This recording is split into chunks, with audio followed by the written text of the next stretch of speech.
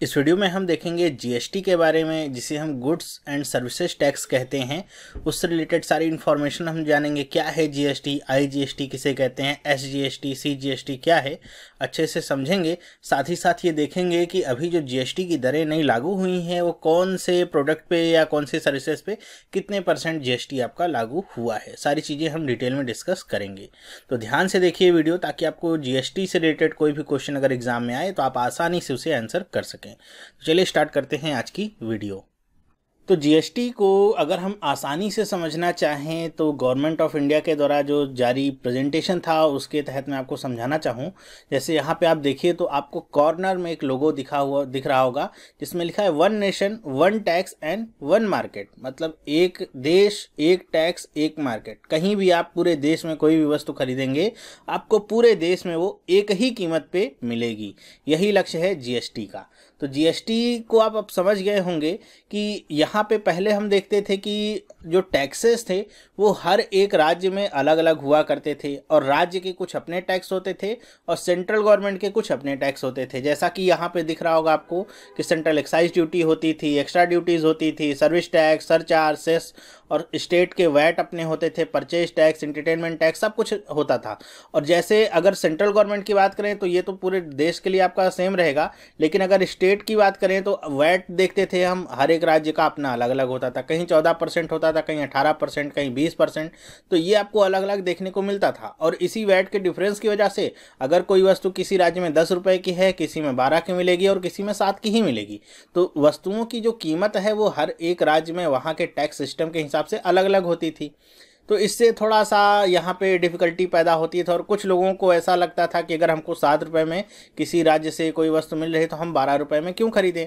जैसे अगर दो पड़ोसी राज्य हैं, वहीं पे एक वस्तु 12 रुपये में मिल रही है और दूसरा जो उनका पड़ोसी राज्य है अगर वो सीमा से सटे हुए हैं तो वहाँ पर 7 रुपये क्यों मिल रही। तो वो व्यक्ति उस वस्तु को 12 रुपये में खरीदने की बजाय अगर वो बॉर्डर पार करके जाए उससे 7 रुपये में ही वो वस्तु मिल जाएगी, तो वहीं से वो लेना अपने लिए उचित समझेगा। ठीक है।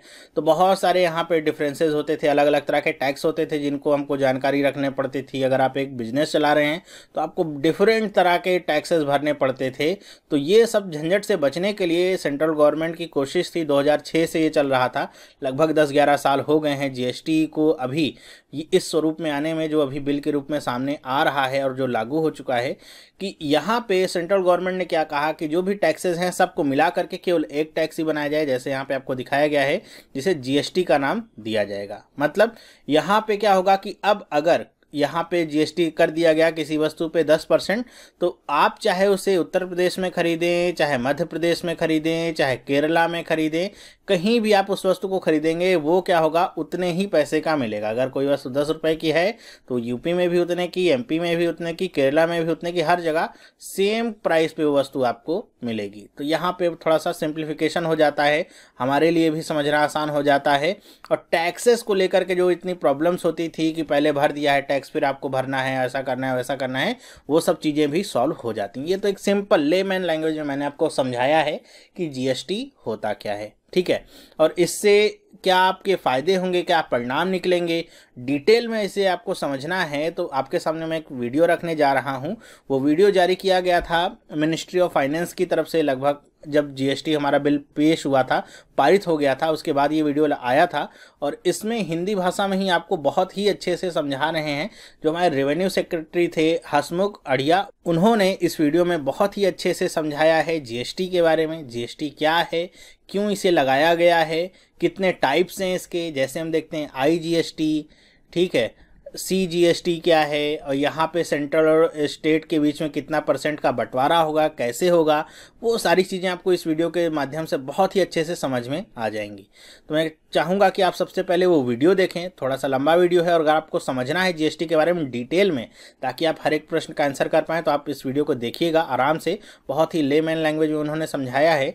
इसके बाद वीडियो के बाद मैं आपको बताऊँगा कि अभी जो जीएसटी की नई रेट्स हैं, जो जीएसटी के नए रेट्स आए हैं सामने, हर एक वस्तु पे कितना % लग रहा है, हर एक सर्विसेज पे कितना % लग रहा है, वो मैं बताता हूँ। तो ध्यान से देखिए वीडियो, समझने का प्रयास करिए, बहुत ही अच्छा आपको समझ में आ जाएगा।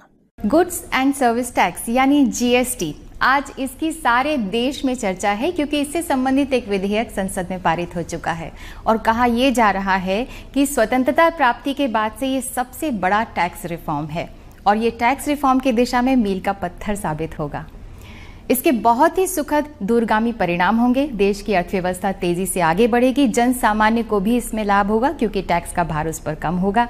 एक देश, एक कर, एक बाजार। बहुत सारे सवाल हम सभी के जहन में हैं और इन्हीं सवालों का जवाब जानने के लिए आज हमारे बीच में है डॉक्टर हसमुख अढ़िया, जो कि राजस्व सचिव हैं भारत सरकार में।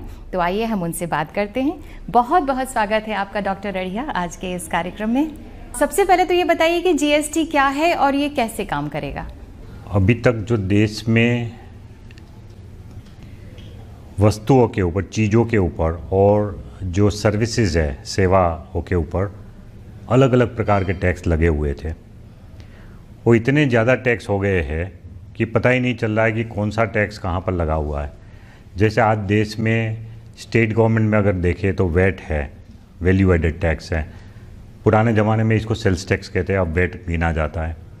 उसके अलावा एंटरटेनमेंट टैक्स अलग है, लग्जरी टैक्स है और बहुत सारे भिन्न प्रकार के जैसे लोकल बॉडी टैक्स है, ऑक्ट्रॉय है, इस तरह के बहुत सारे अलग अलग टैक्स हैं। उसी तरह से केंद्र सरकार में भी हमारे यहाँ एक टैक्स है एक्साइज ड्यूटी, जो कि किसी माल जब प्रोड्यूस होता है और फैक्ट्री से बाहर निकलता है तब लगता है। उसके अलावा हमारे यहाँ है सर्विस टैक्स, जो कि सर्विसेज के ऊपर लगता है। फिर there is a countervailing duty, then there is an additional excise duty. There are different kinds of taxes on goods and services. तो ये सब टैक्सेस जो अलग अलग प्रकार से स्टेट और सेंटर लगाती है, उसको इकट्ठा करके एक ही टैक्स हर चीज़ और हर सेवा के ऊपर लगाने का ये प्रयत्न है जीएसटी के नाम पे। सो जीएसटी ये एक ऐसा सिंगल यूनिफॉर्म टैक्स है जो कि स्टेट और सेंटर एक साथ लगाएगी और जिसके अंदर बहुत सारे छोटे छोटे जो टैक्सेस है जो मैंने आपको नाम दिया, वो सब टैक्सेस इसके अंदर मर्ज हो जाएंगे। कुछ टैक्सेस इसके बाहर रहेंगे जो स्पेसिफिकली हमने बताया है, जैसे कि इलेक्ट्रिसिटी ड्यूटी इसमें नहीं मर्ज होगा। उसी तरह से जो स्टैम्प ड्यूटी जो कि रजिस्ट्रेशन ऑफ प्रॉपर्टी के ऊपर होता है, वो इसमें नहीं शामिल होगा। लेकिन इसको छोड़ के बाकी सब टैक्सेस जो है इसमें मर्ज हो जाएंगे। ये बताइए कि सीजीएसटी और एसजीएसटी और आईजीएसटी ये तीनों में क्या फ़र्क है और क्या एक आदमी को तीनों भरना पड़ेगा और इसके अलग अलग एक्ट्स क्यों हैं? सीजीएसटी नाम अलग है क्योंकि सेंट्रल गवर्नमेंट को वो पैसा जाएगा, इसीलिए उसको सीजीएसटी बोलते हैं। Central GST is called CGST. दूसरा है एसजीएसटी, उसका मतलब है स्टेट जीएसटी। टैक्स एक ही है, जीएसटी आपको एक ही भरना पड़ेगा, लेकिन वो एक टैक्स जैसे कोई भी बिल आपका होता है, जैसे आप गए और आपने जूते खरीदे, तो जूते खरीदने के ऊपर जो भी मान लो उसके ऊपर 12% जीएसटी लग रहा है, तो आपको तो 12% ही भरना है, लेकिन उसका एक पोर्शन एसजीएसटी में जाएगा, एक पोर्शन सीजीएसटी में जाएगा। तो 6% can go to central government, 6% can go to state government, और आपने तो एक जीएसटी पे किया 12% का, लेकिन उसका विभाजन करने के लिए नाम अलग दिए हुए एसजीएसटी एंड सीजीएसटी। कस्टमर को उससे कोई लेना देना नहीं है, वो बिल की मामला है। बिल में लिखा हुआ आएगा कि टोटल टैक्स 12%, सीजीएसटी 6%, एसजीएसटी 6% और 12% आपका बिल बन जाएगा। जो आईजीएसटी है वो इंटर स्टेट जीएसटी है। जब कोई गुड्स की मूवमेंट एक स्टेट से दूसरे स्टेट में होगी तब जाके आपको एसजीएसटी सीजीएसटी नहीं भरना है, बट ये दोनों का कॉम्बिनेशन जितना है उतना आपको आईजीएसटी भरना है। तो जैसे एक स्टेट में से माल दूसरे स्टेट में गया तो वो आईजीएसटी भर के ही जा सकता है माल वो, and that IGST will be equivalent to CGST plus SGST. वो दोनों मिलके जो टैक्स बनेगा उतना ही आईजीएसटी होगा। वो नाम के वास्ते उसको अलग कहते हैं, वो अलग इसलिए कहते हैं आईजीएसटी उसको कि वो फाइनल टैक्स नहीं है। आईजीएसटी एक इंटरिम टैक्स है। आईजीएसटी का उपयोग जो आगे वाला व्यापारी है, जैसे एक व्यापारी ने गुजरात से माल महाराष्ट्र में भेजा, तो महाराष्ट्र में जो माल गया वो दूसरे व्यापारी ने खरीदा, तो उसके ऊपर उसने आईजीएसटी भर के, गुजरात में आईजीएसटी भर के फिर वो महाराष्ट्र को भेजा। अब महाराष्ट्र में अगर वो माल बेचा जाएगा तो उसके ऊपर वो व्यापारी को एसजीएसटी एंड सीजीएसटी दोनों भरना पड़ेगा। तो वो भरने के लिए जो IGST उसने पे किया है गुजरात में, उसकी जो क्रेडिट मिलेगी वो उसको मिल जाएगी। उसकी जो भी टैक्स की लायबिलिटी महाराष्ट्र में होगी, उसमें से जो टैक्स वो भर चुके हैं IGST के रूप में, वो उसमें से सेट ऑफ मिल जाएगा। विच मीन्स कि IGST फाइनल टैक्स नहीं है, IGST सिर्फ बीच का टैक्स है, जो कि अल्टीमेटली कंज्यूमर के ऊपर नहीं जाएगा, वो बीच की अरेंजमेंट है। फाइनली कंज्यूमर के ऊपर जब बिल बनेगा तो उसमें IGST का नाम आएगा ही नहीं, उसमें तो वही लगेगा CGST 6% या SGST 6% या CGST 9%, SGST 9%, 18% या जो भी रेट डिसाइड करे सरकार। तो उस तरह से वो CGST SGST का डिवीज़न है और IGST तो इंटरिम टैक्स है। तो GST के अंतर्गत वस्तुओं और सेवाओं के जो क्रेडिट है उसका क्रॉस यूटिलाइजेशन हो सकता है क्या? यस, वहीं उसका फ़ायदा है। जो GST का मेन फ़ायदा ये, आज क्रॉस यूटिलाइजेशन नहीं हो रहा है। आज की जो टैक्स सिस्टम है, जैसे किसी एक माल का उत्पादन हुआ, उसके ऊपर हमने एक्साइज ड्यूटी लगा दी। अब वो एक्साइज ड्यूटी भरने के बावजूद वो माल जब किसी स्टेट में जाके बेचा जाएगा तो उस स्टेट का VAT लगता है, वेट लगता है, और वो वेट जब भरने जाएंगे तब एक्साइज ड्यूटी की क्रेडिट नहीं मिल रही है उसको, वो इनपुट टैक्स क्रेडिट नहीं मिल रही है एक्साइज ड्यूटी, क्योंकि एक्साइज ड्यूटी सेंट्रल गवर्नमेंट का स्टेट टैक्स है और वेट जो है वो स्टेट गवर्नमेंट का है। सो दोनों का जो क्रॉस यूटिलाइजेशन नहीं हो रहा है, उसी प्रॉब्लम को दूर करने के लिए GST नाम का एक सिंगल टैक्स बनाया जा रहा है कि अगर किसी एक ही माल के ऊपर आपने पहले वाले स्टेज में कोई भी टैक्स भरा है GST, तो उसके बाद दोबारा उसका जब रीसेल होगा तो उसके ऊपर उसकी इनपुट टैक्स क्रेडिट आपको मिलेगी और आपकी टोटल लायबिलिटी में घटावा होगा। बहुत बड़ी बड़ी बातें हम लोग कर रहे हैं, लेकिन मान लीजिए कि मैं एक छोटी कारोबारी हूँ, मेरा एक ब्यूटी पार्लर है और मैं 1 लाख रुपए महीना कमाती हूँ, या कोई मिस्त्री है, तो क्या उसे भी इन सब झंझट में पड़ना होगा, उसे भी ये सब टैक्स देना होगा? उसके बारे में आप कुछ बताइए, क्योंकि बहुत सारी बातें इस तरह की उठ रही हैं। देखिए, ऐसा है कि GST की लायबिलिटी ट्रेडर के ऊपर आती है, जो फाइनल रिटेल में जो माल बेचता है या जो डिपार्टमेंटल स्टोर में लोग माल बेचते हैं, जो फाइनल कंजम्पशन स्टेज पे आएगा और उससे पहले वाले लोगों ने जो भरा है उसका इनपुट टैक्स क्रेडिट मिल जाएगा। तो लेकिन इसमें जो छोटे कारोबारी वाले लोग हैं उनके लिए एक एग्जम्पशन लिमिट है। वो एग्जम्पशन लिमिट शायद 25 लाख तक फिक्स होगी। अभी स्टेट और सेंटर के बीच में इसके बारे में एक गहन चर्चा चल रही है कि कितना रखना चाहिए। तो मोरलेस एक अंडरस्टैंडिंग हो गई है कि या 20 या 25 लाख तक की लिमिट होगी। तो इसका मतलब ये है कि अगर आप कोई छोटे व्यवसायी है और आपका सालाना 1 साल का टर्नओवर मीन्स टोटल आपकी जो इनकम है उस सर्विस में से या उस मैन्युफैक्चरिंग में से या उस व्यापार से, अगर टोटल टर्नओवर आपका 25 लाख से नीचे का है तो फिर आपको ये GST भरना नहीं होगा। ऐसा एक एग्जम्पशन लिमिट उसमें डाला जाएगा। इसमें बहुत ड्यूअल कंट्रोल की बात हो रही है, तो ये बताइए कि स्टेट के लिए अलग जवाबदेही होगी और केंद्र के लिए अलग जवाबदेही होगी? देखिए, ऐसा है कि लोग ये समझ रहे हैं कि GST में 2 अथॉरिटी टैक्स करेगी, CGST central government, SGST state government. ऐसा नहीं है। जो व्यापारी है उसके लिए तो एक ही रजिस्ट्रेशन है, एक ही रिटर्न फाइल करना है और उसकी जो भी आगे की कार्रवाई होगी वो भी एक ही अथॉरिटी करेगी। तो ये बात नहीं है कि 2 अलग अलग अथॉरिटी है, 2 अलग अलग एक्ट है, क्योंकि CGST का एक्ट पार्लियामेंट पास करेगी, वैसा ही कॉपी डिट्टो वो एक्ट स्टेट असेंबली भी पास करेगी। तो जो पावर टू टैक्स वो 2 अलग अलग एक्ट में से हमको मिले हैं, लेकिन उसकी जो पूरी प्रोसीजर है वो यूनिफॉर्म है।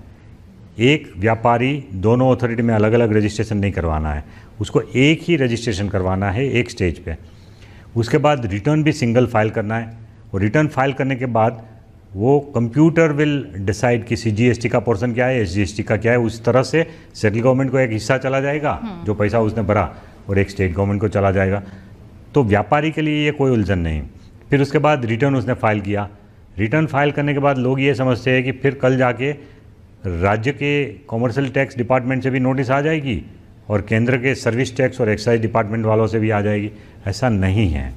एक ही कोई अथॉरिटी को ये पावर दिया जाएगा कि एक व्यापारी के साथ वही एक अथॉरिटी उनके साथ डील करेगी। तो अगर आपको कोई नोटिस दी जाती है, अगर आपने रिटर्न में कोई गड़बड़ किया है, तो वो नोटिस देने का अधिकार या तो स्टेट गवर्नमेंट को दिया जाएगा या सेंट्रल को, दोनों को एक साथ ये अधिकार नहीं मिलेगा। सो आपके लिए तो सिंगल अथॉरिटी होगी एज ए व्यवसायी के लिए, एक व्यापारी के लिए, तो सिर्फ एक अथॉरिटी के साथ डील करने का होगा। आपने अभी रिटर्न की बात किया, तो सबसे पहले तो बताइए कि रजिस्ट्रेशन किसी व्यापारी को करना है वो कैसे करेगा, भुगतान करना है तो कैसे करेगा, और रिटर्न फाइल करना है तो इसकी थोड़ी सी प्रोसीजर आप समझाइए ज़रा। अभी देश में जिन लोगों ने वैट में रजिस्ट्रेशन ऑलरेडी लिया हुआ है और जिन्होंने सर्विस टैक्स का रजिस्ट्रेशन लिया हुआ है, एक्साइज का रजिस्ट्रेशन लिया हुआ है, उनको कोई नया रजिस्ट्रेशन लेने की ज़रूरत नहीं पड़ेगी। उनका जो डेटा है वो हमारे पास है ऑलरेडी, तो हम उनको ऑटोमेटिकली जीएसटी में माइग्रेट कर देंगे। वेट का जिस जिस स्टेट में रजिस्ट्रेशन उनका हुआ है वो सब, जैसे किसी एक स्टेट में लोगों ने अपना वेट रजिस्ट्रेशन लिया है तो उनको फिर से दोबारा रजिस्ट्रेशन की प्रोसीजर नहीं करनी है, बिकॉज जीएसटी आ रहा है। उनका पूरा डेटा हमारे पास आ जाएगा कंप्यूटर में, जीएसटी में। वो डेटा जब माइग्रेट हो जाएगा तो उसके बाद एक शायद उनको ईमेल जाएगी या तो उनको एक पत्र जाएगा कि कुछ कुछ उनके जो डेटा है वो मिसिंग है उसमें, क्योंकि हर स्टेट में अलग अलग इन्फॉर्मेशन अवेलेबल है। अब हमको तो यूनिफॉर्म डेटाबेस बनाना है, तो ये संभव है कि एक पत्र उनको पहुंचेगा या ईमेल पहुंचेगी कि भाई आपको इतनी एडिशनल इन्फॉर्मेशन हमको देनी होगी आपका रजिस्ट्रेशन चालू रखने के लिए। उसके लिए एक अवधि दी जाएगी, एक समय दिया जाएगा, और वो बेसिक इन्फॉर्मेशन 2-3 चीज़ें जो है वो उनसे मांग ली जाएगी, और वो जब पत्र आए तो वो ऑनलाइन वो इन्फॉर्मेशन दे पाएंगे। उसके लिए उनको कोई ऑफिस में जाने की ज़रूरत नहीं है, पूरी रजिस्ट्रेशन की प्रक्रिया ऑनलाइन है। जो पुराने हैं उनका ऑनलाइन डेटा ऑटोमेटिक आ जाएगा और उनको एक नंबर दिया जाएगा, पासवर्ड दिया जाएगा। वो नंबर और पासवर्ड से वो अपना वेबसाइट का अपना अकाउंट खोलेंगे, अपनी सब डिटेल देख पाएंगे। उसमें एड्रेस चेंज करना है, उसमें व्यापार का प्रकार चेंज करना है, पार्टनर्स का नाम चेंज करना है, तो वो सब चीज़ ऑनलाइन कर सकते हैं, अपने आप चेंज कर सकते हैं अपने लॉगिन और पासवर्ड डाल के। वो करने के बाद उनका डेटा ठीक हो जाएगा। और जो नए वाले हैं जो कि बिल्कुल नए तरीके से अपना बिजनेस शुरू पहली बार कर रहा है, जो अभी तक वेट में रजिस्टर्ड नहीं है, सर्विस टैक्स में भी नहीं है, एक्साइज में भी नहीं है, तो उन लोगों को अलग से रजिस्ट्रेशन ऑनलाइन करना पड़ेगा। सिंपल रजिस्ट्रेशन है। वो रजिस्ट्रेशन ऑनलाइन करने के बाद 3 दिन में अगर उनको कोई ऑब्जेक्शन नहीं आता है डिपार्टमेंट की तरफ से, तो ऑटोमेटिक मान लिया जाएगा कि उनका रजिस्ट्रेशन हो चुका है और उनको एक नंबर मिल जाएगा 3 दिन में। इस तरह का एक सिंपल रजिस्ट्रेशन प्रोसीजर है। रजिस्ट्रेशन करने के बाद आपका जो पूरे महीने का जो कारोबार है, मान लो अप्रैल महीना शुरू हुआ, तो अप्रैल महीने में आपने जितने ट्रांजैक्शन किए हैं उसके ऊपर आपने जो टैक्स कलेक्ट किया लोगों से, वो टैक्स कलेक्ट करने के बाद आपको उस महीना पूरा होने के बाद नेक्स्ट मंथ में एक तारीख निश्चित होगी, शायद 20 तारीख या ऐसा कुछ, तो 20 तारीख तक में आपको वो पैसा सरकारी ट्रेजरी में जमा करा देना है। और साथ साथ आपको एक रिटर्न जो कि आपने किस किस को माल सप्लाई किया, वो रिटर्न आपको भरना पड़ेगा 10 तारीख तक महीने की, और वो सब रिटर्न फाइल करना है, आपको ऑनलाइन करना है। लेकिन मैंने जैसे पहले समझाया कि छोटे कारोबारी तो इसमें से आउट ही है, इसलिए छोटे लोगों को चिंता करने की ज़रूरत नहीं है। 25 लाख से ऊपर वाले अगर कारोबारी होंगे तो उनको ये कंप्यूटर में करना भी बहुत आसान है। उसके लिए अलग अलग प्रोग्राम भी अकाउंटिंग के मिल रहे हैं, बाहर सॉफ्टवेयर मिल रहे हैं जो कि वो उसमें रिकॉर्ड रखेगा अपने ट्रांजैक्शन की, और वो सब ट्रांजैक्शन ऑटोमेटिकली एक दिन में स्विच दबाने से कंप्यूटर में अपलोड हो जाएंगे सब ट्रांजैक्शन। तो इस तरह से रिटर्न बनना है सप्लाईज़ का, कि आपने किस किस को सप्लाई किया उसका करना है। जो दूसरे लोगों ने सप्लाई के ट्रांजैक्शन इनपुट किया है उसके आधार पे आपका अपना परचेस के ट्रांजैक्शन ऑटोमेटिक आपके अकाउंट में आ जाएगा, और फिर वो आपको अलग से करने की ज़रूरत नहीं पड़ेगी 15 तारीख तक। फिर ये सप्लाई एंड परचेस दोनों के आधार पे आपका एक रिटर्न बन जाएगा, वो भी ऑटोमेटिक हो जाएगा 20 तारीख तक। तो 20 तारीख तक कंप्यूटर में ही आपका रिटर्न तैयार हो जाएगा, और उसमें अगर आप देख सकते हैं कि मेरे रिटर्न में कोई चीज़ छूट तो नहीं गई ना, छूट गई है कोई परचेज या सेल का ट्रांजैक्शन, तो 20 तारीख तक आप उसको ठीक कर सकते हैं, उसके बाद उसको आप आगे बढ़ा सकते हैं। सो इस तरह का इलेक्ट्रॉनिक IT बेस्ड सिस्टम है जिसमें हर ट्रांजैक्शन की जानकारी आएगी कंप्यूटर में, और ट्रांजैक्शन मैच भी हो जाएंगे। सो सही मात्रा में लोगों ने टैक्स भरा है कि नहीं वो हम पकड़ पाएंगे। तो IT की बहुत महत्वपूर्ण भूमिका है इसमें IT का बहुत महत्व है, लेकिन IT इतना सिंपल बना दिया हमने कि किसी छोटे से छोटे व्यापारी को भी इसमें कोई तकलीफ नहीं होगी। एकदम सरल प्रकार का सॉफ्टवेयर है। उसको फाइल करने की विधि भी इतनी है कि अगर कोई घर में कोई एक यंग लड़का जो 10वीं पास है वो भी अगर उसको सीख ले तो वो अपने आप रिटर्न फाइल कर सकता है। ये बताइए कि ईज़ ऑफ डूइंग बिजनेस की बात हो रही है कि आप भारत के किसी भी कोने में हो, आपके लिए बिजनेस करना कोई बहुत मुश्किल काम नहीं है, तो इस पर कुछ कहना चाहेंगे? देखिए, ये जीएसटी जो है ना, उससे काफ़ी सुविधा बिजनेस को हो जाएगी, क्योंकि अभी जैसे एक स्टेट से दूसरे टैक्स में जब माल जा रहा है तो उसके ऊपर एक सेंट्रल सेल्स टैक्स भी लगता है, और वो सेंट्रल सेल्स टैक्स जो है उसके ऊपर फिर आपको इनपुट टैक्स क्रेडिट नहीं मिल रही है नेक्स्ट स्टेट में, तो ये सीएसटी हट जाएगा। सीएसटी हट जाएगा तो बॉर्डर के ऊपर जो चेकिंग करने का एक मूव था कि हर स्टेट चाहता है कि भाई हमारा स्टेट का माल जब बाहर जा रहा है तो अगर उसने सिर्फ सीएसटी 2% भरा है तो माल एक्चुअली एक्सपोर्ट होना चाहिए, तो बॉर्डर पे चेक होगा, ट्रक को खड़ी करेंगे, पूछेंगे कि भाई आपने सीएसटी भरा है तो आपका माल गया कि नहीं गया, उसका हिसाब किताब पूछेंगे, सब कागज़ पूछेंगे, तो ये सब खत्म हो जाएगा। जहाँ जहाँ ऑक्ट्रॉय है वो ऑक्ट्रॉय भी एबोलिश हो जाएगी, सो उसके लिए भी गाड़ी को रोकने की ज़रूरत नहीं पड़ेगी। सो ट्रक का जो मूवमेंट है वो एकदम आसान हो जाएगा, जो दोनों स्टेट के बॉर्डर के बीच में या किसी सिटी के अंदर एंटर करने के टाइम जो चेक पोस्ट थे, वो चेक पोस्ट पे जो घंटों भर ट्रक खड़ी रहती थी वो सब कम हो जाएगी, और उसके कारण जो मूवमेंट ऑफ गुड्स एकदम आसान हो जाएंगे। फिर दूसरा ये है कि क्योंकि पूरे देश में टैक्स रेट एक हो जाएगा, तो फिर आपको कोई वो सोचने की ज़रूरत नहीं है कि भाई मैं एक स्टेट में फैक्ट्री डालूँ कि दूसरे स्टेट में डालूँ। आपको जहाँ मर्जी फैक्ट्री डालिए और जहाँ मर्जी माल बेचिए, हर जगह टैक्स का रेट एक है।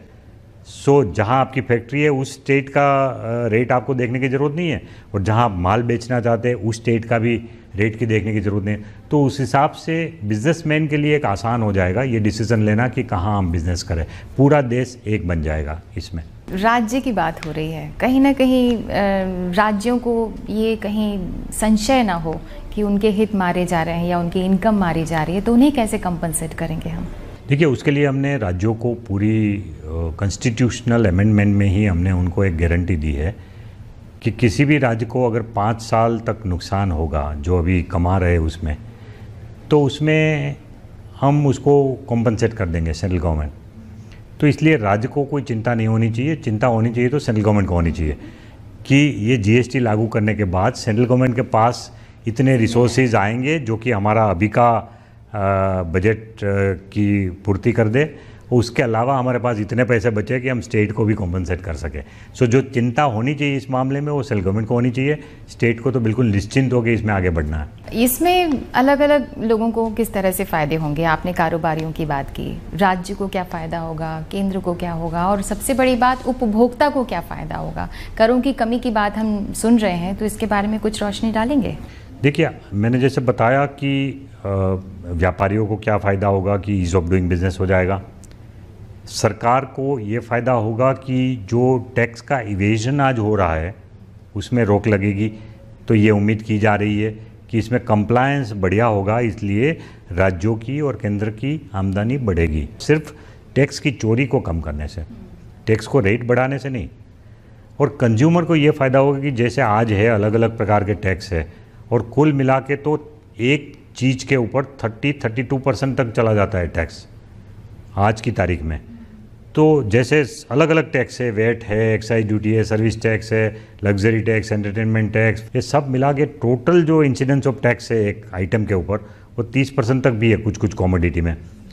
तो जब जीएसटी आएगा तो ये अलग अलग टैक्स ख़त्म हो जाएंगे, और ऑन द होल हम ये उम्मीद करते हैं कि ज़्यादातर आइटम के ऊपर टैक्स का जो बर्डन है वो कम होगा। टैक्स कलेक्शन और टैक्स एडमिनिस्ट्रेशन में दक्षता आएगी, ऐसी बात सुनने में आ रही है, तो भारत सरकार इसे कैसे एडमिनिस्टर करेगी? एक तो ये पूरा सिस्टम है आदमियों के ऊपर निर्भर करने के बदले में टेक्नोलॉजी के ऊपर डिपेंड करेगा, सो उससे डेफिनेटली सिस्टम में एक एफिशिएंसी आएगी। दूसरा कि एडमिनिस्ट्रेशन में जो ऑफिसर्स इन्वॉल्व है उनकी भी अच्छी तरह से ट्रेनिंग की जा रही है, ताकि ऐसा नहीं हो कि भाई लोगों को कोई गलत प्रकार की हैरेसमेंट हो। इसके सब नियम कानून सब अलग होंगे, तो हम स्टाफ की भी ट्रेनिंग कर रहे हैं और लोगों को समझाने के भी मॉड्यूल हमने बनाए हैं कि लोगों को प्रशासित करने के लिए भी कुछ ट्रेनिंग मॉड्यूल हम बनाएंगे, यूट्यूब में डालेंगे, सोशल मीडिया में डालेंगे, छोटे छोटे क्लिप्स डालेंगे, और जहाँ जहाँ संभव होगा हमारे ऑफिसर्स हर सिटी में टाउन हॉल में मीटिंग करेंगे, व्यापारियों को समझाएंगे। इसके लिए भी हमने एक व्यापक अभियान का भी एक प्रबंध इसमें किया है, जो कि दिसंबर के बाद बहुत ज़ोर से शुरू होगा। लोगों को समझाने का जो प्रबंध है, तो दिसंबर से लेके मार्च तक में हम पूरी जगह फैल जाएंगे और लोगों को समझाएंगे कि ये जीएसटी क्या है, आपको कैसे कंप्लाई करना है। आयात जो राज्य से राज्य में होगा उसमें किस तरह से कर लगाया जाएगा? अभी जब कोई माल विदेश से आता है देश के अंदर, तो उसके ऊपर कस्टम ड्यूटी तो जैसे लग रहा था वैसे ही लगेगा। कस्टम ड्यूटी जीएसटी में शामिल नहीं हो रहा है, कस्टम ड्यूटी अलग है। बट कस्टम ड्यूटी के अलावा वहाँ हम लोग एक छोटा सा पोर्शन लगा रहे थे सीवीडी, जो एक्साइज ड्यूटी के बदले में लगाते हैं। जैसे मैं जूते अगर बाहर से लाता हूँ, इंपोर्ट करता हूँ, और जूते के ऊपर अगर देश में एक्साइज ड्यूटी 12% है, तो जो विदेश से माल आता है उसके ऊपर काउंटर वेलिंग ड्यूटी 12% की लगेगी, which is to compensate for the excise duty. और स्टेट के जो टैक्स है वो अलग है यहाँ, लेकिन वो इंपोर्ट के ऊपर नहीं लग रहे थे अभी तक। कुछ केस में हम एक एसएडी के नाम पे, स्पेशल एडिशनल ड्यूटी के नाम पे, स्टेट टैक्सेस के बदले में 4% ले रहे थे कुछ केस में, लेकिन पूरी तरह से स्टेट का वेट जो है वो इंपोर्ट के ऊपर नहीं लग रहा था। अब जब कोई माल आयात होगा तो उसके ऊपर आईजीएसटी लग जाएगा, जो भी आईजीएसटी का रेट होगा उस आइटम का। सो आईजीएसटी का रेट भी आइटम वाइज अलग अलग होगा। कोई आइटम पे 18% होगा, कोई पे 12% हो सकता है, कोई पे 24%, या जो भी उसका रेट है, जो रेट डिसाइड होगा वो जीएसटी काउंसिल जो डिसाइड करेगी, तो वो रेट के हिसाब से आईजीएसटी लग जाएगा। और वो आईजीएसटी लगने के बाद, वो इंपोर्ट होने के बाद, वो जब भी देश में बेचा जाएगा तो उसके ऊपर जो सीजीएसटी और एसजीएसटी की लायबिलिटी आएगी, उसमें से जो विदेश से माल आया तब आईजीएसटी जो लिया उसका इनपुट टैक्स क्रेडिट मिल जाएगा। तो एक तरह से एक सिंगल चेन बन जाएगी और उसमें डबल टैक्सेशन नहीं होगा इंपोर्ट के ऊपर। सो उस तरह से इसमें एक सुविधा हो जाएगी।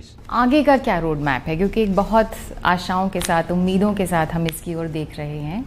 ये तो सही बात है कि कहा जा रहा है कि भारतीय अर्थव्यवस्था तेज़ी से आगे बढ़ेगी, लेकिन अगर रोड मैप के बारे में कहें तो आप क्या कहना चाहेंगे? हम जानते हैं कि कौन कौन से एरिया में हमको काम करना होगा, उसका एक पूरा एक्शन प्लान बना हुआ है, और वो एक्शन प्लान के हिसाब से सब कुछ अभी तक तो ठीक ही चल रहा है।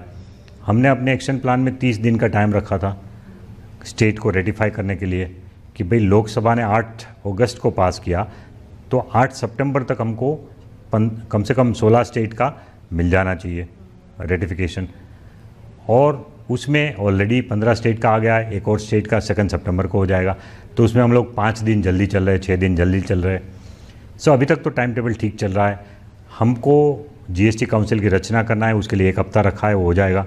उसके बाद जीएसटी काउंसिल में जो डिस्कशन करना है उसके लिए हमने 2 महीना रखा है। वो 2 महीने का टाइम भी वी होप कि डिस्कशन में राज्यों के साथ अच्छे से हमारे सब मसले निपट जाए 2 महीने में।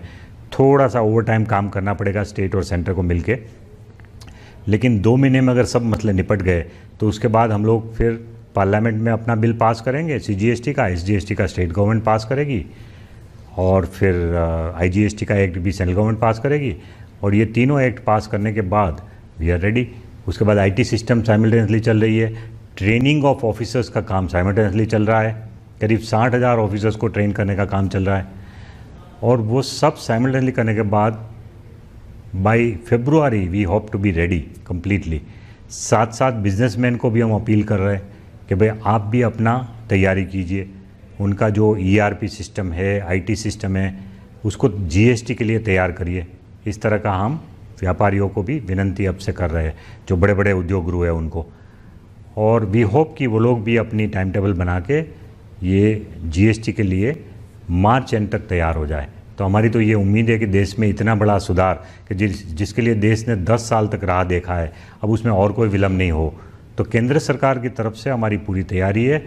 हम कमिटेड है इस मामले में कि भाई जितना जल्दी हो सके जीएसटी को लगाना है। एक जो आखिरी सवाल एक लेमैन की हैसियत से मेरे दिमाग में आ रहा है कि जन जागरूकता कैसे फैलाएंगे? मान लीजिए किसी को कोई इस बारे में कोई शक है या उसके कन्फ्यूजन है, तो ये सब चीज़ें आप जन जागरूकता कैसे फैलाएंगे? लोगों तक कैसे पहुंचेंगे कि हम ये हैं, हम ये कर रहे हैं और आपको ऐसा नहीं करना है, कोई कन्फ्यूजन की ज़रूरत नहीं है? देखिए, इसके लिए हम आईटी के मॉड्यूल्स बनाएंगे, छोटे छोटे मॉड्यूल, जिसमें क्वेश्चन आंसर के रूप में ये सब क्वेश्चन के जवाब होंगे। सो अगर कोई भी आदमी इंटरनेट सर्च करेगा तो भी उस पर मिल जाएगा। उसके अलावा आईटी में मान लो वो नहीं पहुंच पाता है तो हर जगह पे हम लोग मीटिंग करेंगे, छोटी छोटी मीटिंग भी छोटे छोटे शहरों में। फिर न्यूज़पेपर एडवर्टाइजमेंट के द्वारा भी हम इसका प्रचार करेंगे। और उसके अलावा हम एक कॉल सेंटर बनाएंगे स्टेट लेवल पे और सेंट्रल लेवल पे भी।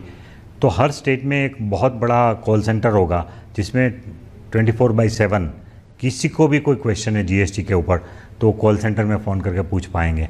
इस तरह का एक कॉल सेंटर बनाने का भी प्रावधान हम कर रहे हैं।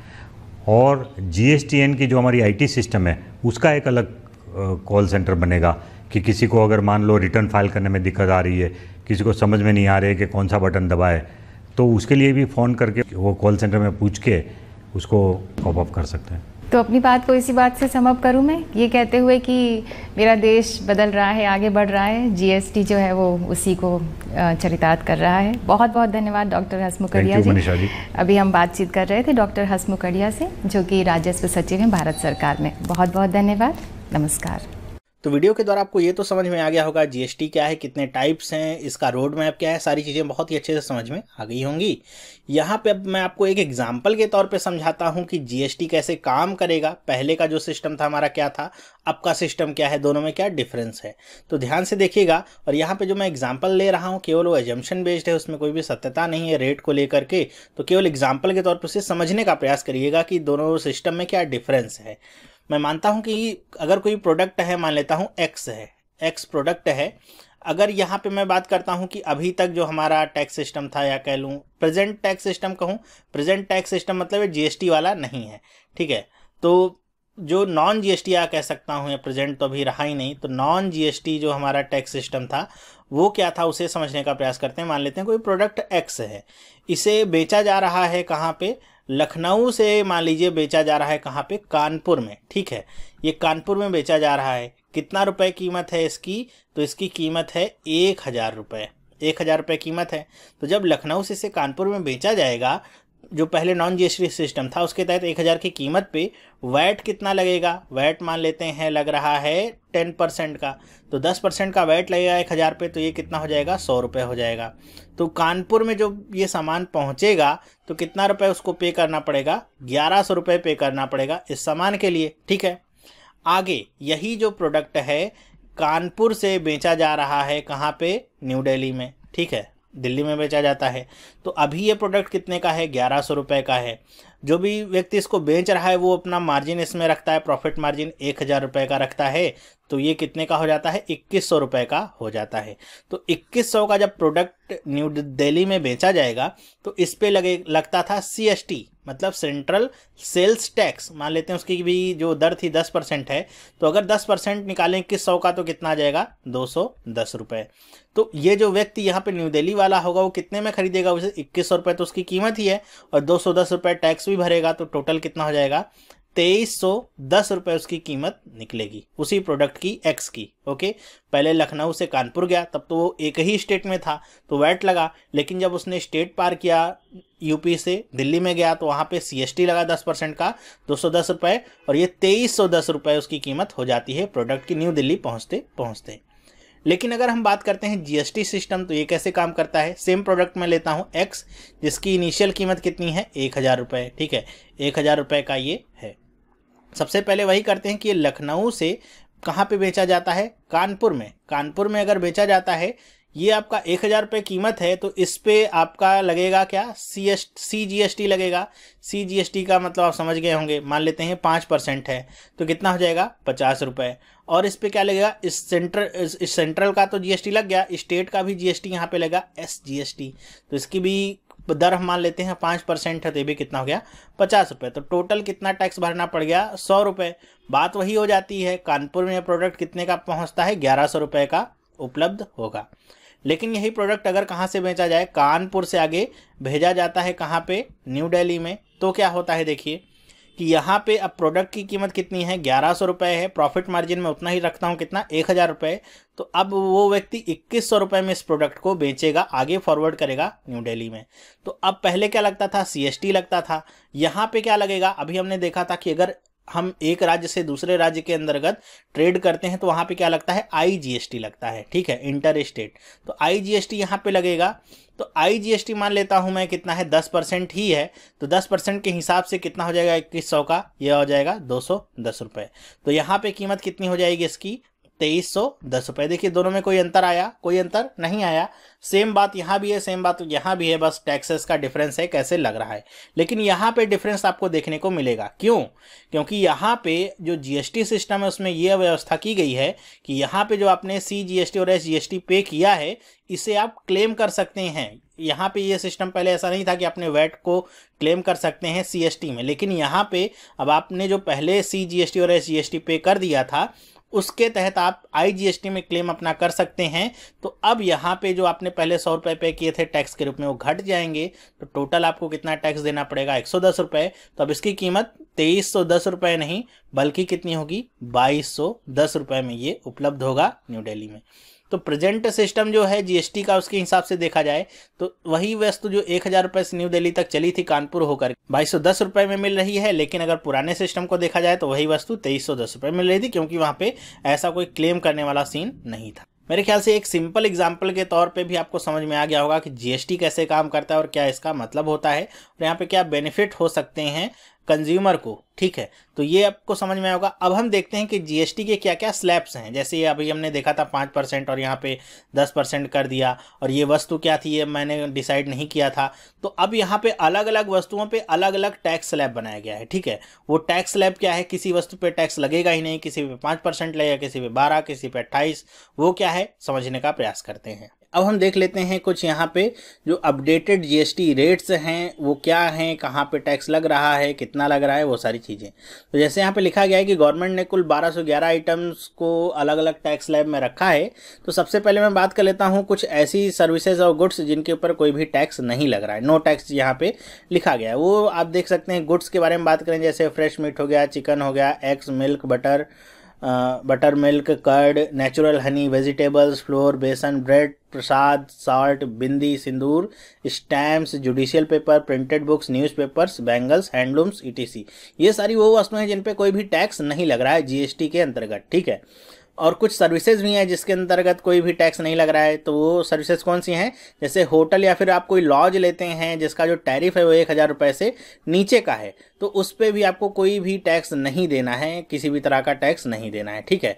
या फिर यहाँ पे क्या लिखा है, grandfathering services has been exempted under the GST के अंतर्गत ये सारी सर्विसेज क्या हैं, एग्जम्प्ट की गई हैं, मतलब इस पर कोई भी टैक्स आपको नहीं देना है। तो सबसे पहला तो ये था नो टैक्स वाले कौन से गुड्स और सर्विसेज हैं, तो इनको आप ध्यान से देखिएगा।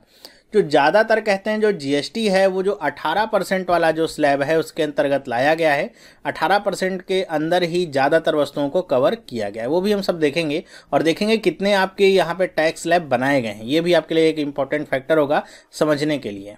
नेक्स्ट मैं बात करूं तो जो आपका टैक्स स्लैब है वो है 5% का। 5% यहाँ पे टैक्स कौन से गुड्स पे लग रहा है, fish fillet, cream, skimmed milk powder, branded paneer, frozen vegetable, देखिए क्या है frozen vegetables, coffee, tea, spices, pizza, bread, rusk, sabudana, kerosene, coal, medicine, stent, life boat. इसमें आप कुछ चीज़ों को ध्यान से देखिएगा, जैसे केरोसिन, कोल, मेडिसिन, इस पे कितना लग रहा है, इस पे लग रहा है 5%, ठीक है। ये मतलब एग्जाम में पूछा जा सकता है, टी एंड कॉफ़ी ये, या इस पे कितना लग रहा है, 5% लग रहा है GST, ओके। और 5% टैक्स सर्विसेज कौन सी हैं जिस पे लग रहा है, जैसे ट्रांसपोर्ट सर्विसेज हो गए, रेलवे, एयर ट्रांसपोर्ट या फिर स्मॉल रेस्टोरेंट वगैरह हो गए, ये सब भी आपके 5% वाली कैटेगरी में ही आते हैं, क्योंकि कह रहे हैं इनका मेन जो इनपुट है वो क्या है, पेट्रोलियम है। नेक्स्ट हम देखते हैं कि जो टैक्स स्लैब है वो कितने का है, 12% का है। 12% के अंतर्गत कौन कौन सी वस्तुएं हैं, जैसे फ्रोजन मीट हो गया, मीट प्रोडक्ट्स हो गए अलग अलग, बटर हो गया, चीज़ हो गया, घी, ड्राई फ्रूट्स जो भी हैं पैक्ड फॉर्म में, animal fat, sauces, fruit juice, bhujia, namkeen, ये सब 12% के अंतर्गत आएंगे। आयुर्वेदिक मेडिसिन, ये ध्यान रखिएगा, आयुर्वेदिक मेडिसिन कितने में है, 12% के टैक्स स्लैब में इनको रखा गया है। अगरबत्ती, कलरिंग बुक्स वगैरह जो भी हैं वो सब भी किस में है, 12% में ही है। सेल फोन्स ये भी देखिए किस में है, 12% के अंतर्गत ही इसको रखा गया है।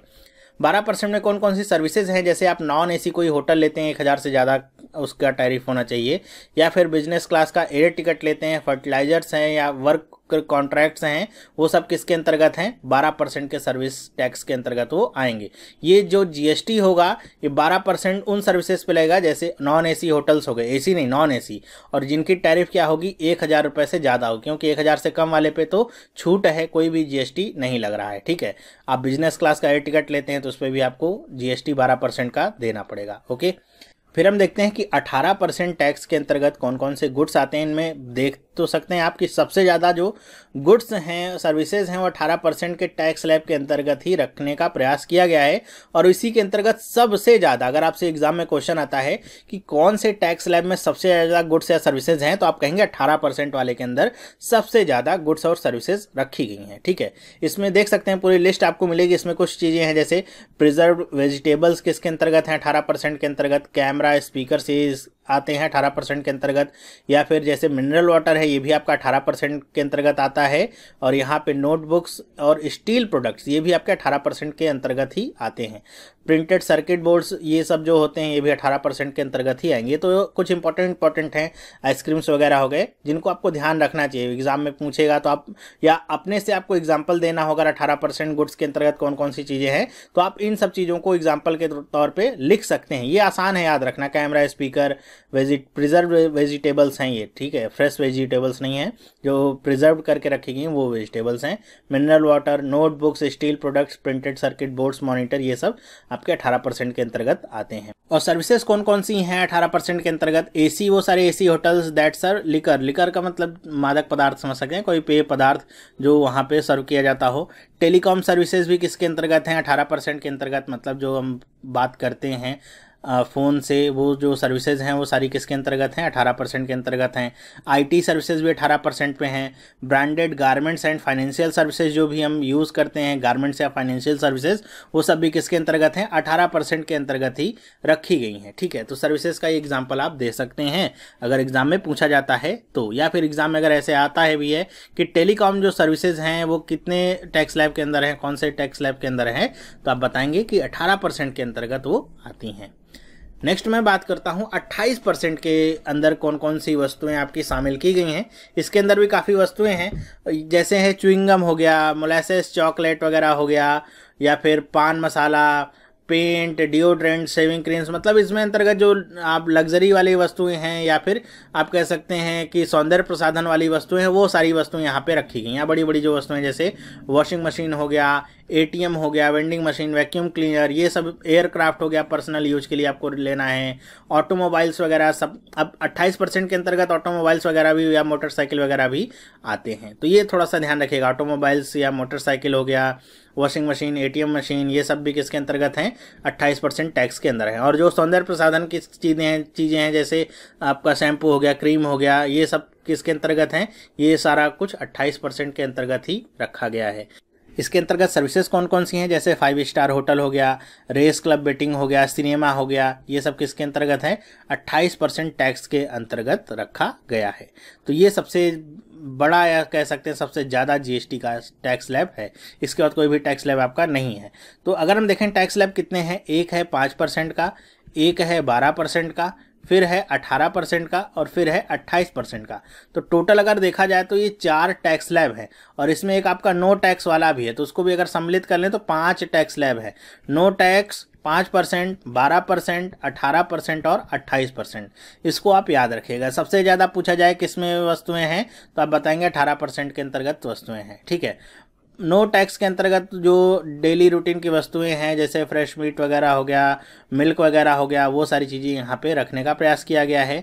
फिर 5% पे आ जाते हैं, वहाँ पे हमने देखा था कौन कौन सी वस्तुएं थी। 12% पे, 18% पे जो डेली रूटीन की वस्तुएं होती हैं वो होती हैं। 28% में हमने देखा था जो लग्जरी से रिलेटेड वस्तुएँ हैं, महंगी वस्तुएँ, बड़ी वस्तुएँ जो हैं वो 28% में हैं। फॉर एग्जांपल आप बता सकते हैं मोटरसाइकिल, ऑटोमोबाइल्स जो भी है, एयरक्राफ्ट वगैरह पर्सनल यूज के लिए, या फिर जो भी सौंदर्य प्रसाधन के सामान हैं, shaving cream, after shave, hair shampoo, dye, sunscreen, ये सारी चीज़ें किसके अंतर्गत आती हैं 28% के अंतर्गत आती हैं।